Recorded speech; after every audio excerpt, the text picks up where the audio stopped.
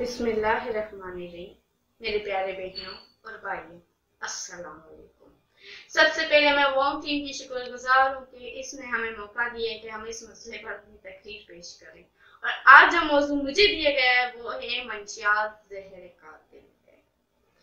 नहीं है ये कम खतरनाक किसी वायरस से, नहीं है ये कम खतरनाक किसी वायरस से जो हर साल हजारों जिंदगियां तबाह कर देता है।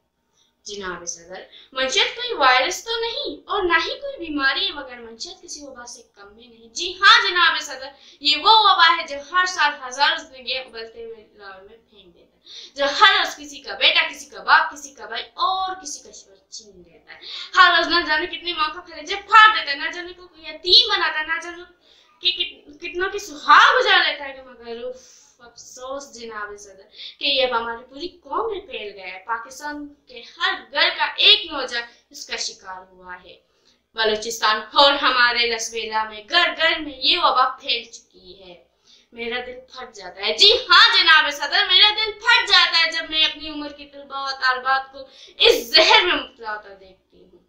जनाब सदर, क्या ये हैरानकुन बात नहीं कि हर 6 सेकंड में एक अफराद तंबाकू नोशी से अपनी कीमती जिंदगी हार जाता है?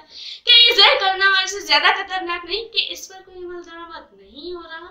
जनाब सदर, शायद ही मेरे इन सवालों का जवाब कभी मिले, मगर हमारी ये हजम होना चाहिए कि अपने माशरे को इस जहर से पाक बनाएंगे और अपनी आने वाली नस्ल को बचाएंगे। शुक्रिया।